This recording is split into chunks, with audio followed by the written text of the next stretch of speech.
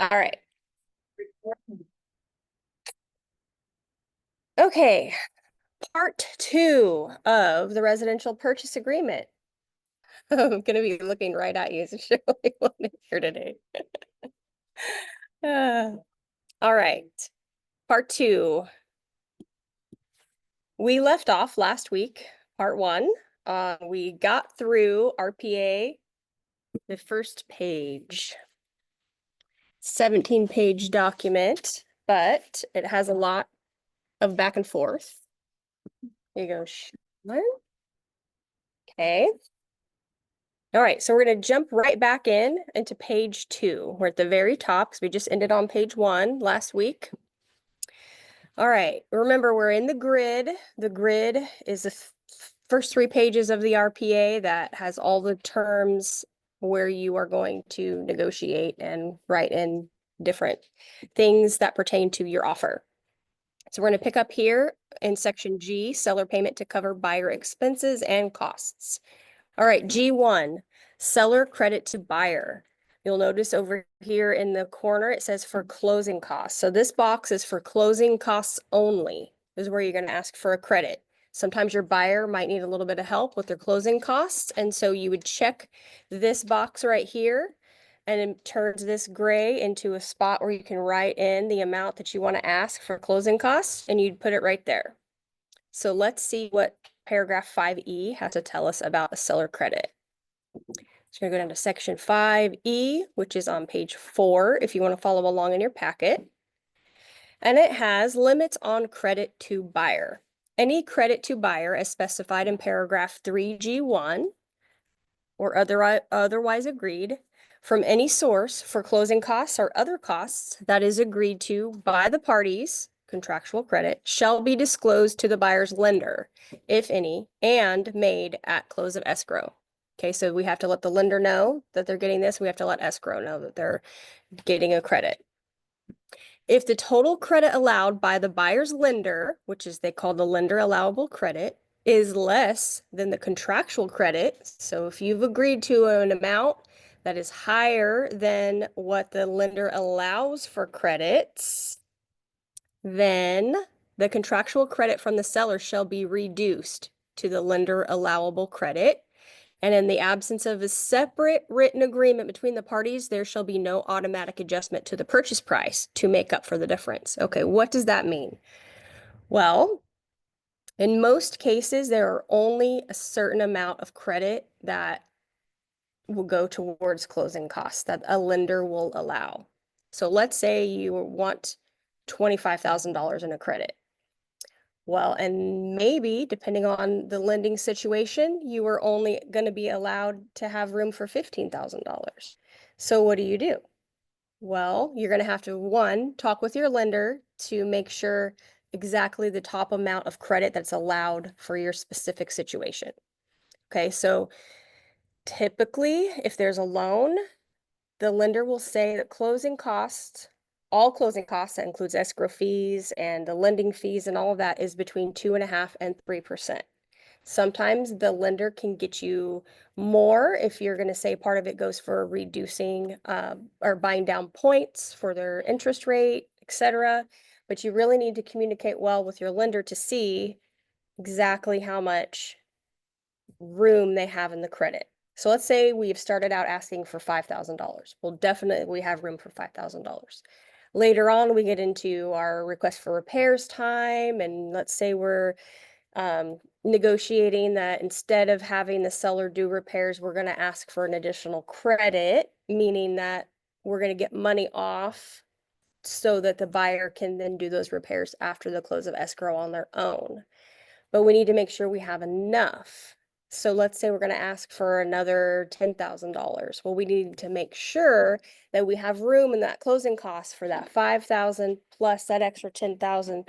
Do we have $15,000? If we don't, let's say we only have room for $10,000 instead of 15, then we're going to figure out how we're going to get that extra 5,000. And so this is stating if you have 15 written down and there's only 10, you're only getting 10, and it's not automatically going to reduce the price. So you would then have to figure out, okay, well, I don't have room for 15,000.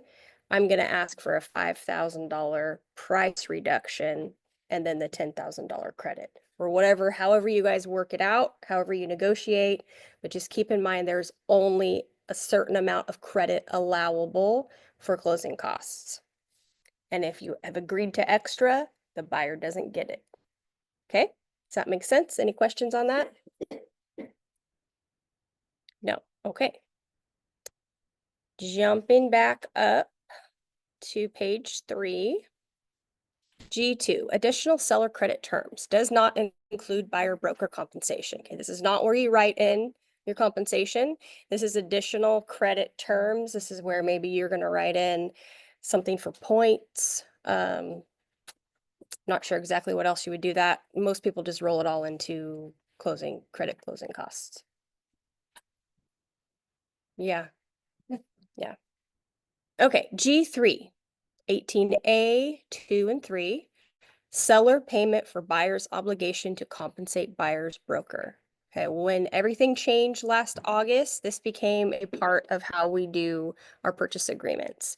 They used to have this form called the SPBB. You had to check a box and add another form. Thankfully, in late December, they changed that. They got rid of that form and they added this box directly in here where you ask for the broker's payment, buyer broker payment directly in the purchase agreement.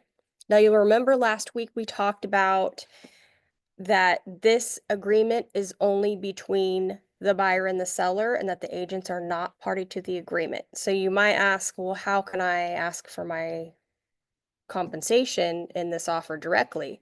Well, they've worded it in such a way that it's the buyer asking the seller to pay their broker compensation on their behalf.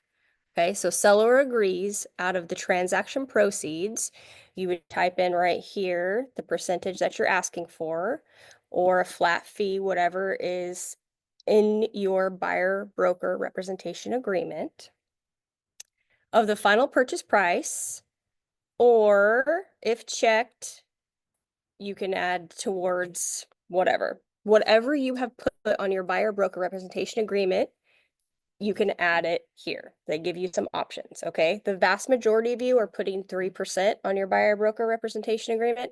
Let's say maybe you have one that's just for this vacant land piece and it's, $1,500 that you've put down on there. You would write $1,500 in this section right here. Okay, but the vast majority of us working with residential real estate, we're going to have 3% on there. You can, in your negotiating and speaking with the listing agent, figure out what's best to put in this box right here.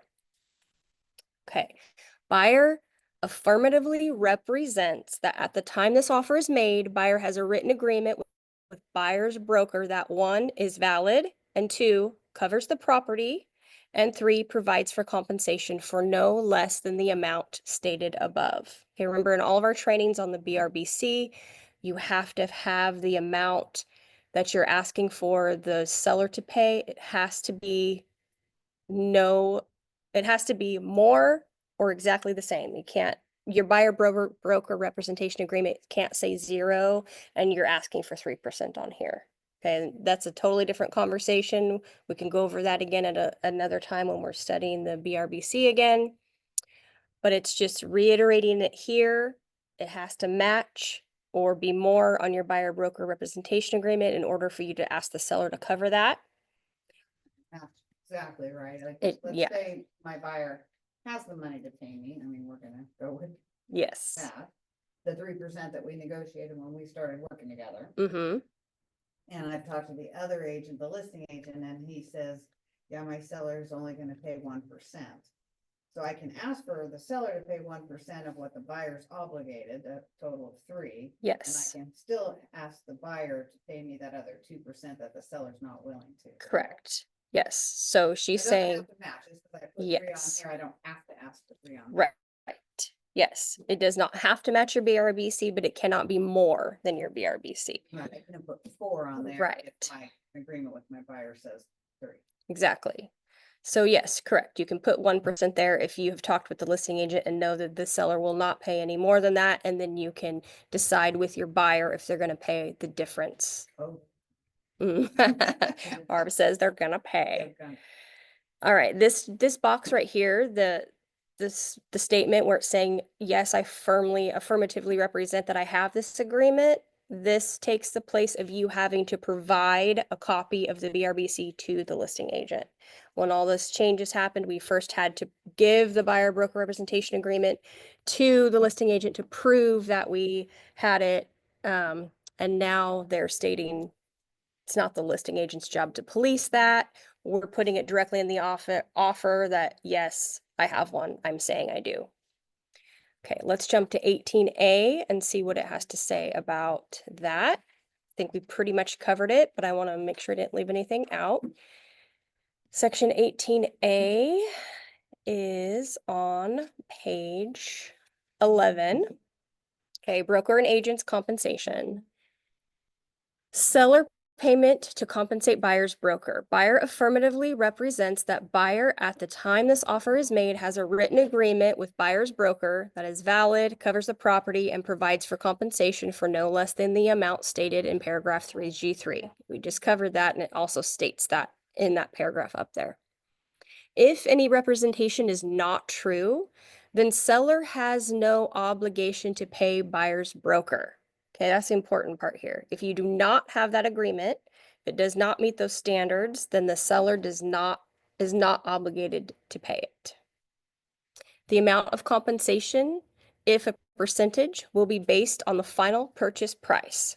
Buyer's obligation to pay buyer's broker shall be offset by any amount that seller pays buyer's broker. So just like in the scenario that Barbara and I were just talking about, if your buyer representation agreement says 3% and you are asking 1% from the seller and they agree, then that 1% is taken out of the 3% and your buyer only owes you 2%. Okay, that's where it goes over that part.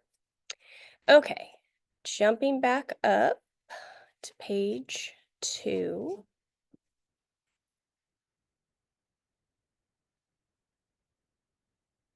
All right, section H1, verification of all cash sufficient funds. Okay, we looked at this last week. It referenced it already.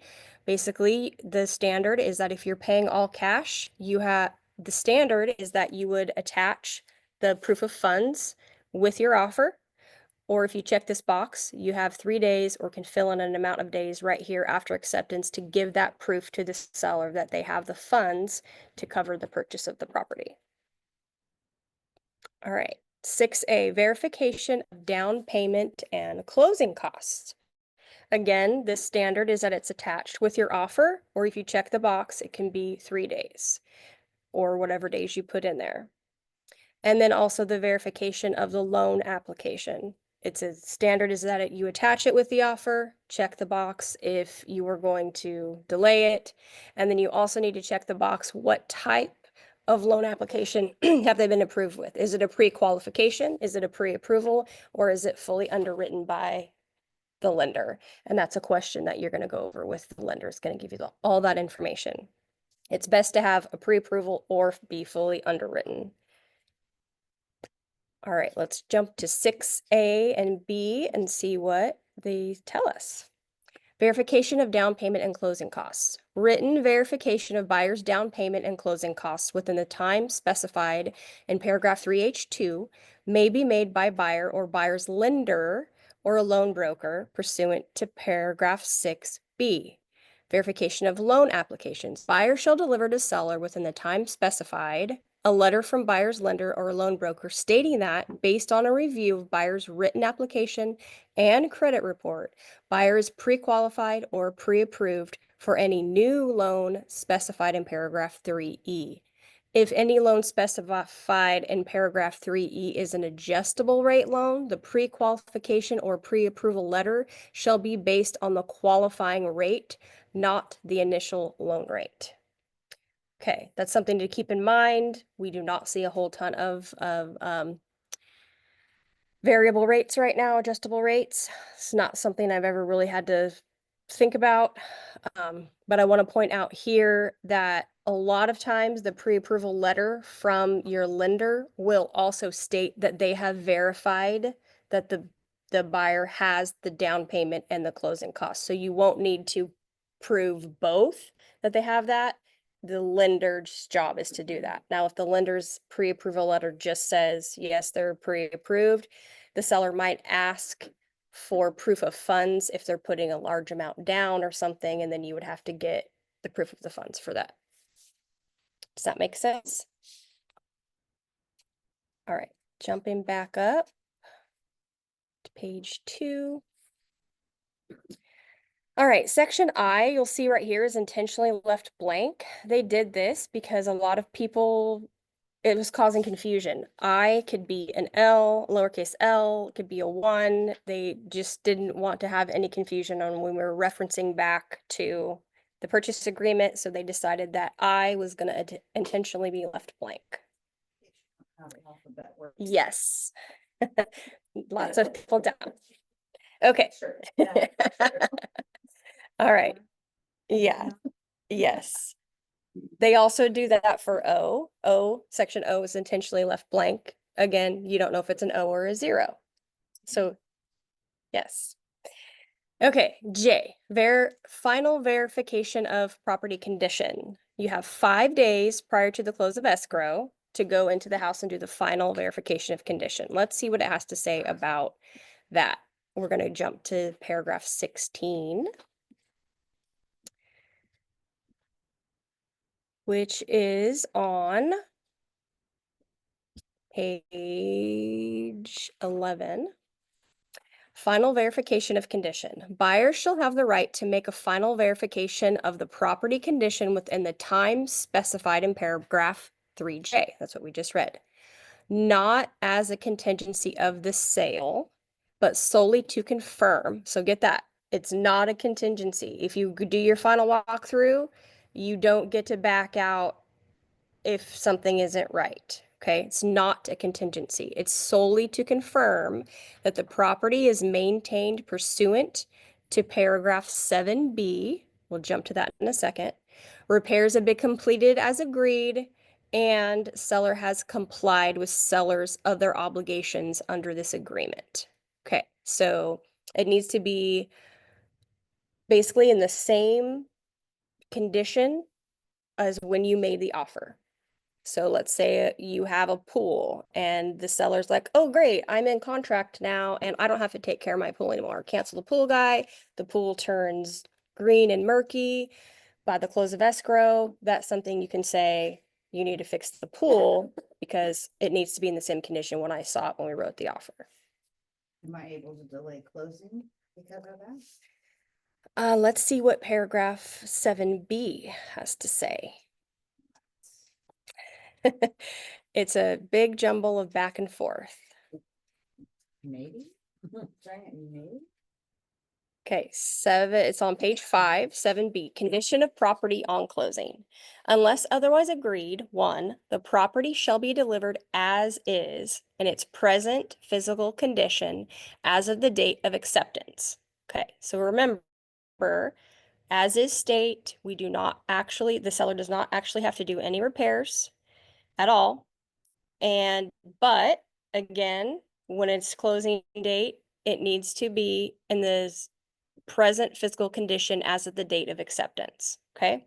The property, including pool, spa, landscaping, and grounds, is to be maintained in substantially the same condition as on the date of acceptance. Okay, so you can't let the lawn go and have it be dead or have the weeds be 3 feet tall. You have to keep it maintained until the close of escrow. Except as specified in paragraph 9C, seller is not responsible to repair any holes left after the removal of any wall hangings, such as pictures and mirrors, brackets, nails, or other fastening devices. Okay, let's jump to 9C and clear up what we're talking about here. 9C is on page 6. No, I lied. 7. Okay. And it's really talking about this bottom part.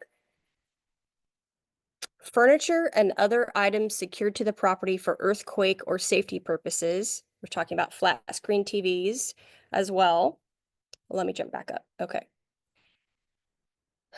Any items specified in paragraph 3P, these are things that are excluded. Audio and video components such as flat screen TVs, speakers, and other items. If any such item is not itself attached to the property, even if it has a bracket or a mechanism attached to the component or item is attached to the property. Or furniture that is secured to the property for earthquake or safety purposes. Okay, we're jumping ahead because this is talking about included or excluded items, which we're not discussing right here. We're just talking about the holes in the wall. Unless otherwise specified in paragraph 3P1, brackets attached to walls, floors, or ceilings for any such component, furniture, or item will be removed and holes or other damages shall be repaired but not painted. Okay, so this means you're thinking about like the huge TV screen on the wall with this big bracket.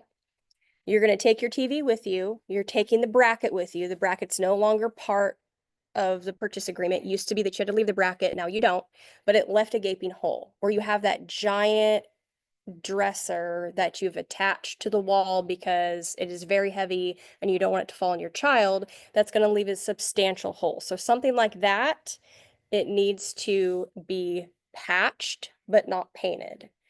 Okay, so when we go back up to what we were just reading, which I forget what we were on, 7B, thank you. It states, seller is not responsible to repair any holes left after the removal of any wall hangings, such as pictures and mirrors, brackets, nails, or other fastening devices. So if you just have a picture on the wall with a little nail, you don't have to fill the nail holes. It's just they want you to patch substantial holes, but not paint them. Okay? All right, all debris and personal property not included in the sale shall be removed by the close of escrow or at the time possession is delivered to buyer, if not on the same date. Okay, so states right there, seller needs to get all of their stuff out, even debris and trash. What happens if they don't? If items are not removed when possession is delivered to buyer, all items shall be deemed abandoned. Buyer, after first delivering to seller written notice to remove the items within 3 days, may pay to have such items removed or disposed of and may bring legal action as per this agreement to receive reasonable costs from seller. Okay, so if they leave a whole bunch of junk, number one, it's abandoned now. If it's anything good, it could be yours. You could have it. Or if it's just junk, give them 3-day notice that they need to have it removed. If they do not, you can remove it and then try to get money back from them. Yes. If it's good and you wanna keep it, do you still give them those 3-day notice? I don't think you have to. Yeah. Okay. So your question was, if the pool is gross or the yard is gross, can you delay the close of escrow? Even though you can't back out because it's not a contingency. I personally don't think it's completely clear here, I agree. but I have seen it where a buyer has said, I am not giving you my closing funds until this is taken care of. In fact, I had one like that. They had this old crappy RV in the back, and my client was purchasing it for a flip, and the seller was just not getting the RV out. And they said, well, we're not depositing our money into escrow to close this until you remove that. And, you know, It's just it always could have been one gone of either those way. things, Yeah. like, okay, so I still want the house, but I really would like the pool, clear Yeah. like it was when we had Yes. the offer. Mm-hmm. Then it causes tension with the listing agent, like, make your seller do this. Yes. Yeah. And then I guess at some point it probably gets to be, do you still want the house or not, even if they never do the pool? You could always turn around and sue them. Yeah. For you having to remedy the, Yeah. But whatever. then that's another headache to have to get it cleaned and then figure out how to sue them. right. In this small case, like a pool, I've also had this. I had these sellers that were fed up and they were moving to Florida and they didn't even tell me that they had moved. And they left stuff behind and they let the pool go green. So it was between myself and the listing agent. I got people out there to get the crap out, and he went and mowed the lawn and did stuff to the pool because he knew how to do pools. I didn't have one at that time. So we took care of it as the agents. So, As you should. yeah, Can't get your seller and buyer to do it, then you better agree yeah, before you pick up your big fat check. exactly. Yeah.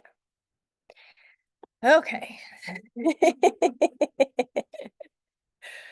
Not that we have any experience with that kind of behavior. Yes. Or lack thereof.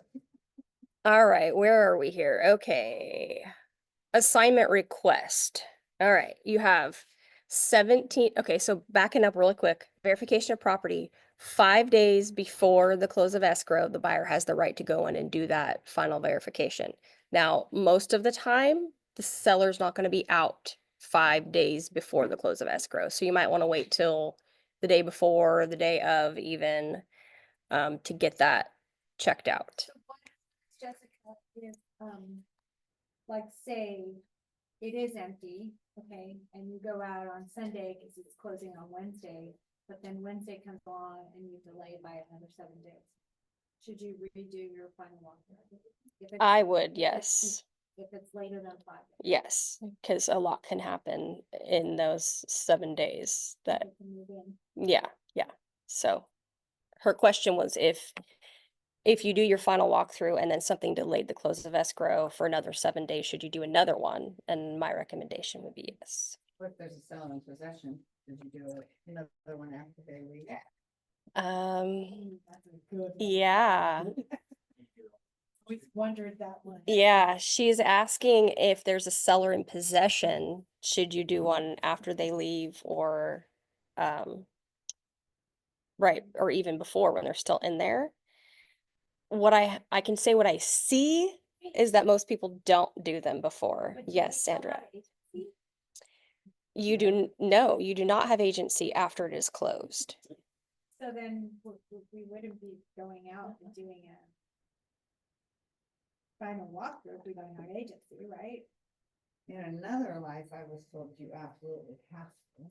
That's what I was gonna say, because like you have to keep doing the walkthrough until you have a walkthrough that has nothing on it and that has signatures on it, right? Technically, because. No. All the repairs or whatnot, or whatever the. It doesn't have to be cleared. No. The only thing on the VP form itself is if you note something that is wrong, the seller has to sign it. But it doesn't have to, we don't have to follow up on the remedy of it.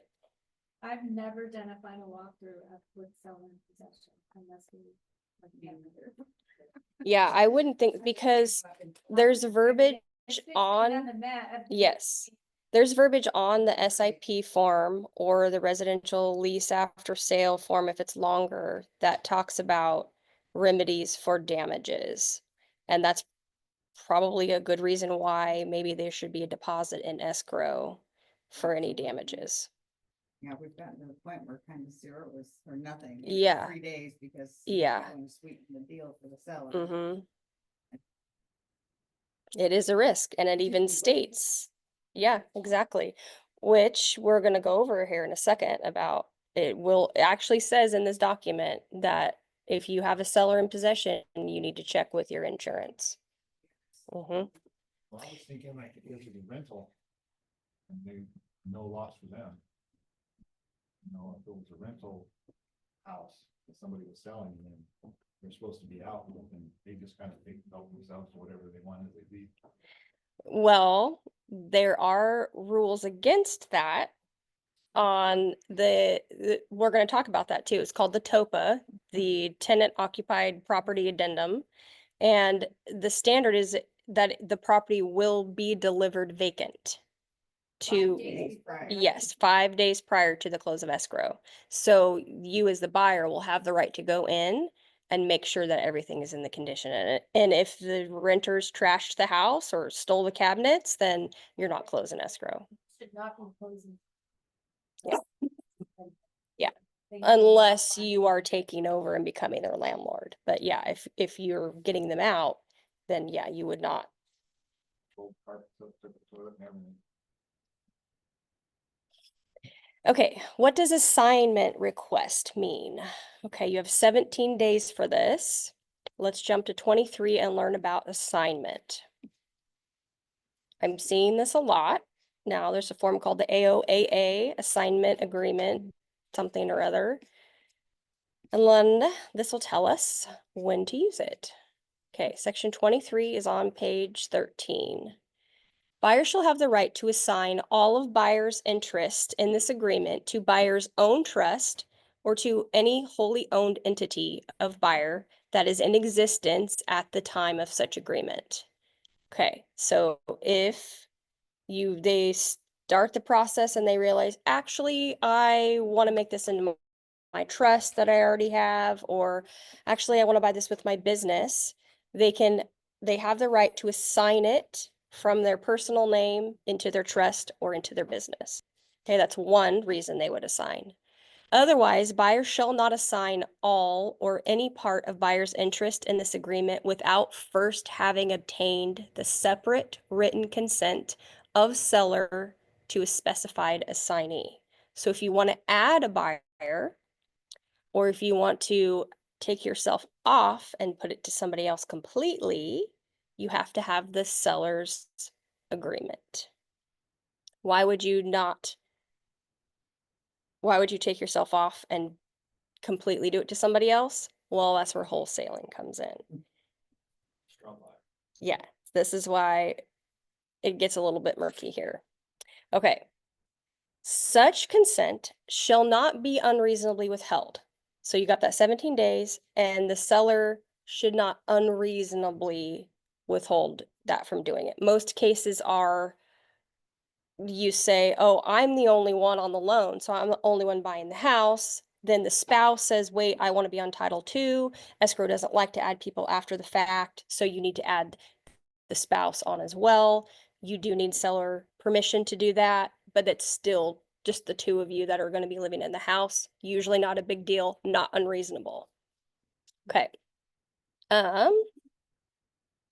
Buyer shall disclose to seller the name of the assignee. So in this case, if it was the spouse, you put the spouse's name on it. The form AOAA lays it all out for you. That's where you get the permission from the seller. And the amount of any monetary consideration between buyer and assignee. Okay, why would you pay your spouse to join you in there? You wouldn't. So this is talking about the wholesaling. I have seen it where we're in contract with someone who is an investor, and before the close of escrow, they have found someone else to purchase the property, and they're getting paid money to do this. It needs to be disclosed to the seller. And is that where the seller, we say, no, I'm not letting you assign it because you're now gonna, Yes. because they're saying my house, so if I'm in contract on your house for $500,000. Mm-hmm. And then Nitz tells me he'll pay 510 for it. I say, great, you give me the 10, I'll give you the contract at 5. Yep. And the seller can say, no, you're not gonna make $10,000 for just giving him the contract that I agreed to because it was. Yes. Yes. In those 17 days. Yes. But if I'm just like, hey, I need to add my spouse, You're right. then they probably would have no reason to. Yeah. Okay. Yes. And there's a lot of trickiness going into that wholesaling game, and a lot of brokerages don't even allow it to Because it's happen. sketchy. Yeah. Yeah. Brokerage exposure. Yeah, I've seen some of those people that get approached, don't they have it written, not on a car form, it's like on their Yeah. written contract? Yeah. We had one, yes, and it was very different, lots of different wording, and it was interesting to see. Okay. If assignee is a wholly owned entity or trust of buyer, that assignee does not need to re-sign or initial all the documents provided. Okay, so they're just changing the entity, it's still them by themselves. If they are adding a spouse, the spouse needs to, once they have the agreement from the seller that they can be added, then the spouse needs to go back and sign all the documents that have already been signed. Okay, that's basically what that's saying. It's a pain in the butt for TCs. Yes. When your charges go up. Yeah, right. Yeah, I should say that to the agents. If you're gonna add somebody later, I'm charging There's you an more. extra charge for that. So you want cheese on your hamburger? There's an extra charge Yes, for that. exactly. Yes. Same deal here. Okay. Let's move on to L, section L, contingencies. All right. Loan contingency. The standard is 17 days after acceptance to get your loan clear to close or fully approved. Remember, if it's cash, you're going to check this note loan contingency box.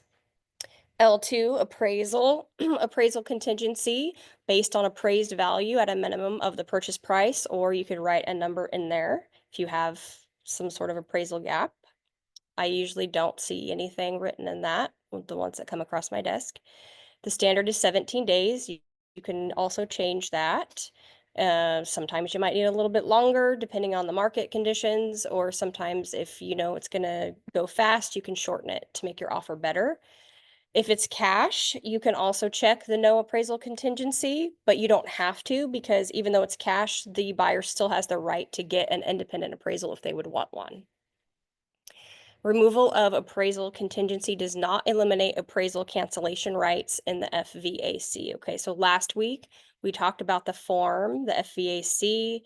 Even if you have an appraisal gap or if you have removed the appraisal contingency, if it's a VA or FHA loan, the FVAC is a higher contract terms. I don't think of the word right now, but you can still back out for the appraisal in those two situations if it does not come in at the purchase price.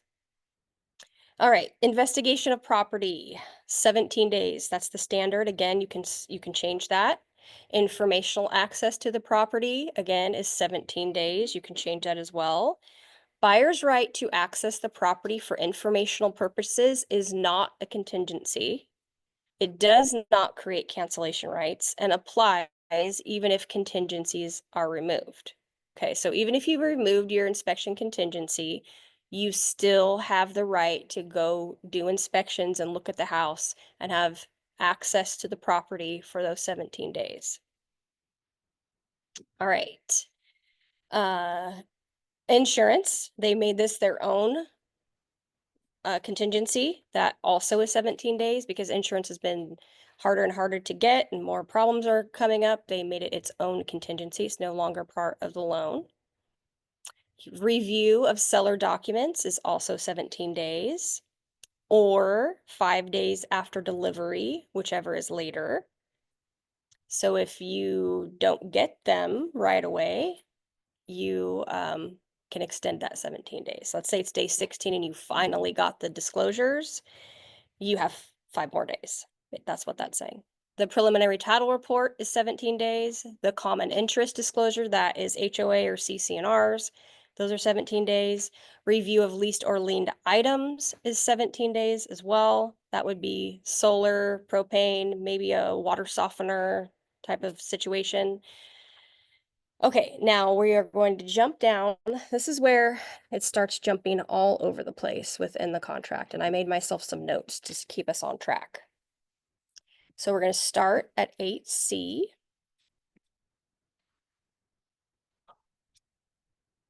Which is on page 5. Investigation of property. This agreement is as specified in paragraph 3L3, contingent upon buyer's acceptance of the condition of and any other matter affecting the property. See paragraph 12.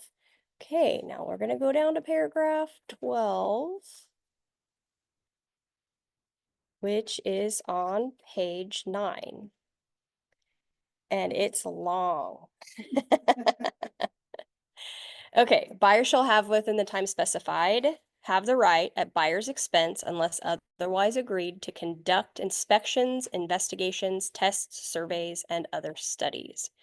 Buyer investigations include but are not limited to investigate inspections regarding any physical attributes of the property or items connected to the property, such as a home inspection, an inspection for lead-based paint and other lead-based paint hazards, an inspection specifically for wood destroying pets, on and on, any other specific inspections of physical condition of the land and improvements, and any other inspection affecting the property. Okay, so there are other forms where it gives the buyer notice, it's called the BIE, talks about any type of inspection there could be. It's your job as the agent to point out the main ones, the home inspection, the pest inspection, possibly a roof, a pool if it has a pool, and then go from there depending on what the house is like, providing information about other inspections the buyers can choose to get or not get. Okay. Without seller's prior written consent, buyer shall neither make nor cause to be made invasive or destructive buyer investigations, except for minimally invasive testing required to prepare a pest control report, which shall not include any holes or drilling through stucco or similar material. And that's important to point out because you can't just go in and start cutting a hole in the ceiling and figuring out where this leak is coming from, and unless you are going to have written permission and figured out who's paying for what for further inspections. Inspections by any government building or zone inspector or government employee unless required by law. So we are not allowed to call the city and be like, I don't know that this is permitted. Come out and see, and you're going to get in trouble for doing that. The buyer can go down to the county and figure out if something is permitted, but they cannot call a zoning or inspectors from the city to go check out a house. Okay, seller shall make the property available for all buyer investigations. Seller is not obligated to move any existing personal property. Okay, so that's important. We might want them to move stuff because, especially in a garage, a pest inspector will be looking for termites or something. And if there's stuff all over pushed up against the walls, they can't really see it. And they would likely say personal property was in, further inspection is needed. So as a seller or listing agent, you might say, we recommend that they move things away from the wall, but this is stating they do not have to remove any personal property or move it for the inspections. But they do have to keep on the water, the gas, and the electricity and all operable pilot lights for the buyer's investigations. And that has to stay on all the way through the date of possession. Okay.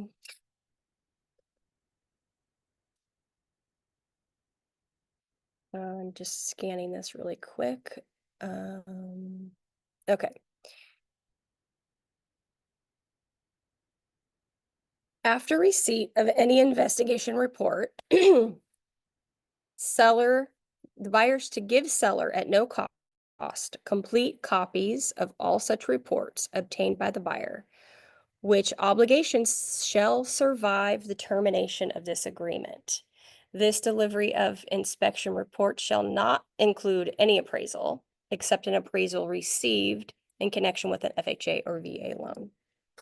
Okay, so when you get the inspections done, you have to send it to the listing agent side. It's supposed to be delivered to the seller, and if you end up canceling for it, or for any reason, those inspections should now be, they last longer than this contract, thank you, and now need to be disclosed to the next buyer. Okay, so it says it right there. I remember not too long ago, we had an agent, a listing agent, who refused to take. Do you remember that? She refused to take the inspections that we had and said, if I don't know about it, then I don't have to disclose it. You said for money problems. Yes, yes. And that's what we learned. We got the broker involved and they said, yeah, that we don't accept them. But states right here that the buyer has 3 days after receipt to give them to the seller, so. I guess you can come to the seller and be in compliance. True, yeah, you could mail them You off. know the address. Yeah. Okay, yeah, that's a good idea, maybe Your trouble. Okay, let me get my notes here. Okay, I'm gonna go to 8D. Insurance. This agreement is a specified contingent upon buyer's assessment of the availability and approval of the cost for any insurance policy desired under this agreement. Okay, so again, they made insurance that's own contingency. If you ever look at the contingency removal form, there are a lot of contingencies on there now. It's not just the main 3 that we usually talk about. All right, review of seller documents. This agreement is contingent upon buyer's review and approval of seller's documents required in 14A. Okay, so if you go to 14A, you are going to see a big, long list. And then you're going to feel overwhelmed.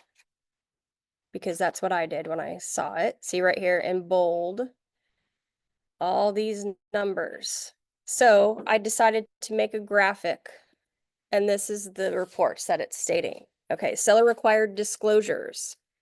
TOPA, that's if there's a tenant, that's going to tell you how the home will be delivered to you. Leased or liened items, the TDS, the NHD, and other statutory disclosures. There's also statutory disclosures that are talked about in the SBSA. There are forms on car.com that talk about all the statutory disclosures, what's required when. 11B is lead-based paint disclosure, and that's if the home was built prior to 1978. We have the FHDS if it's in a high fire zone area. We have the FERPTA if it's a foreign seller. They have to give us a combined hazards booklet. Usually that's a hyperlink in the NHD report. If there's HOA docs or CCNRs, if there is a solar on the house, they have to give us a solar addendum. There's this new one for wooden balconies. It hasn't really applied over here yet. I don't know that form very well, honestly, but it's in there now. They have to disclose any other known facts. They have to give you a prelim and other facts affecting title, and then they need to disclose if this is going to be an entity seller, like if it's in their trust or all of that, and who the authorized signer is. So we are not going to go one by one over these documents. I'm actually going to be having a class on statutory disclosures after this. My plan is to continue the series on. We're going to finish up the RPA, and then we're going to pretend that we're an escrow, and we're going to go what's next, and we're going to learn what you need to look for on the TDS and what makes the TDS complete. There's several things that have to go along with the TDS, and what happens if it's not complete, and timelines and all of that. So we're going to just pretend that we're in contract, and we're going to go through the whole process. So it'll take us a couple months. Okay, now back to my notes. Trying to make this concise, but also informative as possible. Because there is a ton of information in the 17-page document. All right, we're on 8F.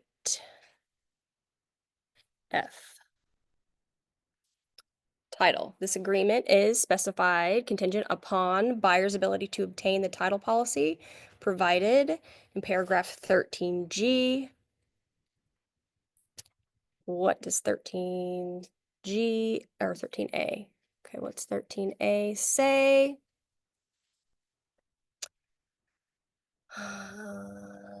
It's not 13, sorry. Okay. Buyer shall, within the time specified, be provided a current preliminary title report by the person responsible for paying for the title report. If buyer is responsible for paying, buyer shall act diligently and in good faith to obtain such preliminary report within the time specified. The preliminary report is only an offer by the title insurer to issue a policy of title insurance and may not contain every item affecting title. The company providing the prelim shall, prior to issuing a preliminary report, conduct a search of the general index for all sellers except banks. Okay, so it's just telling you what title needs to do and how you need to get a preliminary title report. So the important part there was that it doesn't necessarily have to be paid for by the seller, even though here it usually is, but the buyer can pay for it.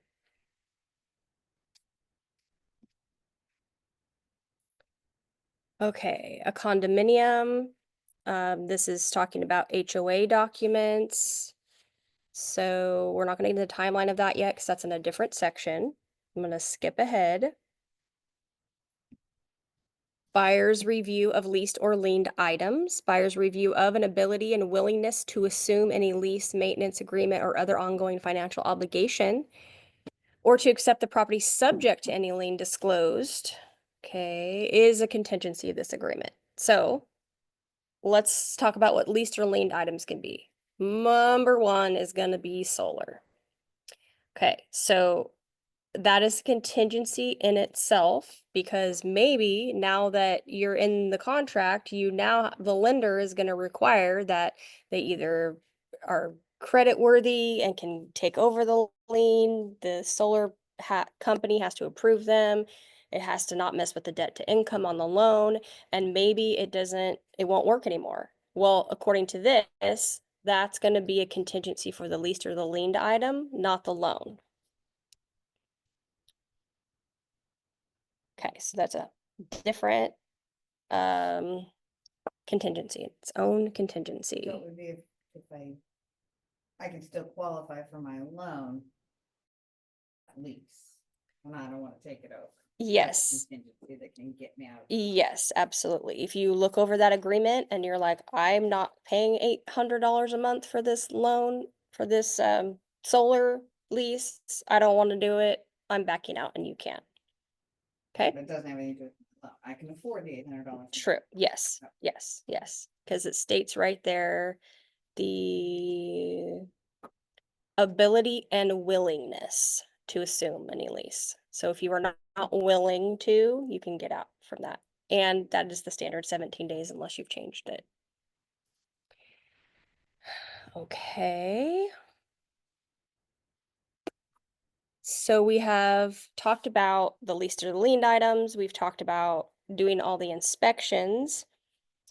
Now what happens in the contract if you've done your inspections and there's things that you are not okay with? Well, we're going to jump to 14B. This is not within the grid, but this is a very important section on what to do what your rights are after you've done all of your inspections, before you remove your contingencies. Okay, 14B, buyer has the time specified to perform their inspections, investigations, review all the disclosures, reports, lease documents that are to be assumed by the buyer, and other applicable information which buyer receives from the seller, and approve all matters affecting the property. Now we can deliver to seller signed copies of all those disclosures, statutory disclosures, and other things in accordance with paragraph 11.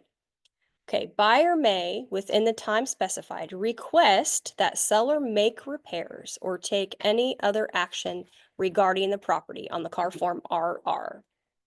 We're not going to go over that form today. We have a whole class on that. Seller has no obligation to agree to or respond to buyer's requests. So that's important. You can ask, the seller does not have to agree. They don't even have to respond to it. Okay? If seller does not agree or does not respond, buyer is not contractually entitled to have the repairs or other requests made and may only cancel based on contingencies in this agreement. Okay, so buyer, you're not entitled to get those things done. And if you don't want to accept the home in that condition, as long as your inspection contingency or insurance contingency or leased and liened items contingency is still in place, you can back out and get that initial deposit back.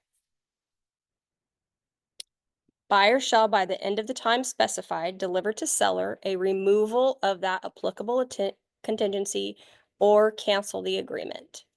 Buyer is advised not to remove contingencies related to review of documents until after the documents have been delivered. Well, duh. But apparently, in other areas, it's common to submit your offer with all contingencies removed just to even get into the house. but this is stating, if delivery of any report occurs after a contractual contingency pertaining to that report has been waived or removed, the delivery of the report does not revive the contingency, but there may be a right to terminate for a subsequent or amended disclosure under paragraph 11G.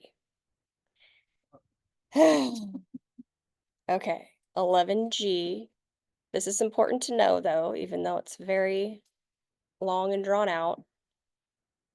If any disclosures specified in those things or a subsequent or amended disclosure to those just specified is delivered to buyer after the offer is signed, buyer shall have the right to terminate this agreement within 3 days after delivery in person or 5 days after delivery by deposit in the mail or by any electronic record, that's email, by giving written notice of rescission to seller or seller's authorized agent. If buyer does not rescind within this time period, buyer has been deemed to have approved the disclosure and shall not have the right to cancel. Okay, how does this practically work? Well, some areas, again, will have all of their disclosures up front attached to the MLS. And when you are signing, And yeah, and inspections, you've looked them over, you've signed them with your offer, you're good to go, contingencies are removed. If you receive something new in a statutory disclosure after that is already done, and it has information that affects the desirability of the house, they have opened up a period of potentially backing out because of this new information that was given. Yes, Sandra. I just want to say some of the solar companies are not giving us the contracts until the 24 hours before the close of the sale. So the seller should have the original agreement. So if the seller has the original agreement, but like say a lot of these solar companies are being taken over by other companies. Mm-hmm. So that's not the original contract, but it's with a whole different name of the solar.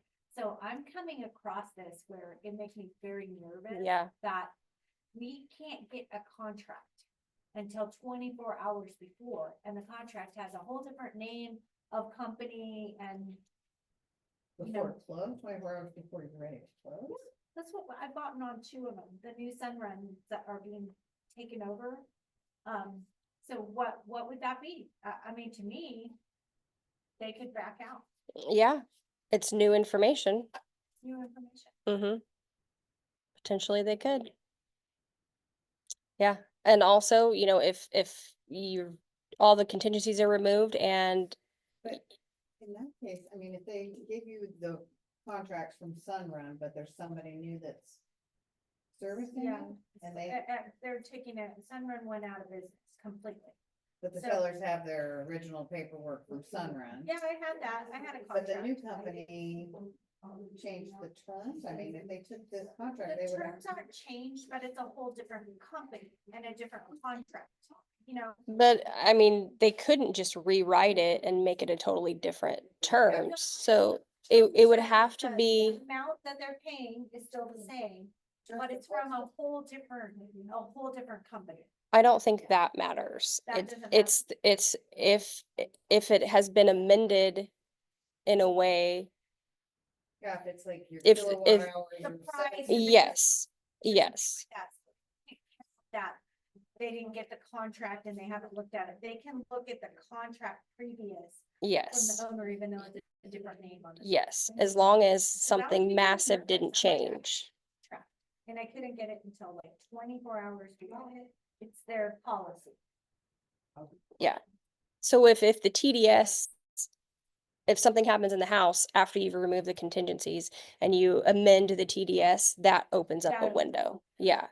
But if the terms, I don't think somebody in a bankruptcy situation can take over and then completely change the terms on all of its clients.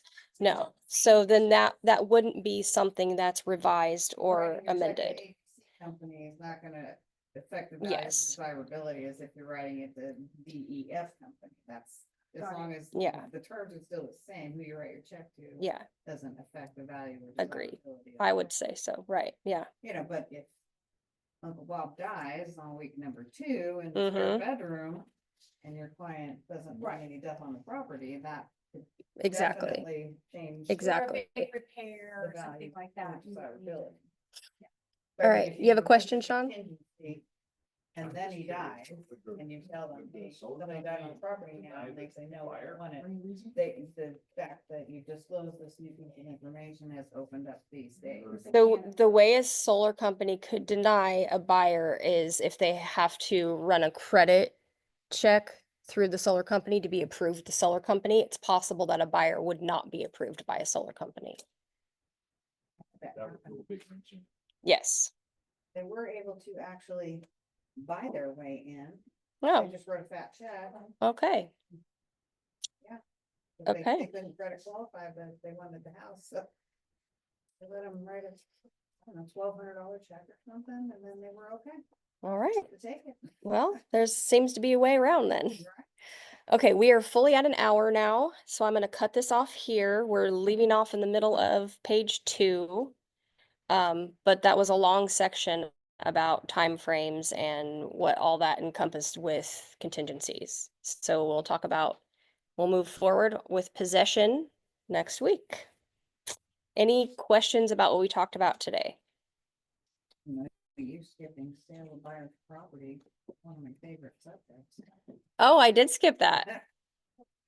Okay, but that's gonna be a whole other class, because that form, It's one little line that We I asked so many I questions. can't ever find the damn box. I know. Oh, yeah. Yeah. I can't find it either anymore. Yeah, Get my glasses on and. yep, look all over L9. it. Mm-hmm. Didn't Yep. you get one bigger? You should talk to us. I'll just call up Carr. Make this bigger. We can't find it. All right, thank you. It's a jumbled mess. It's everywhere, but that's how this contract works. I didn't write it.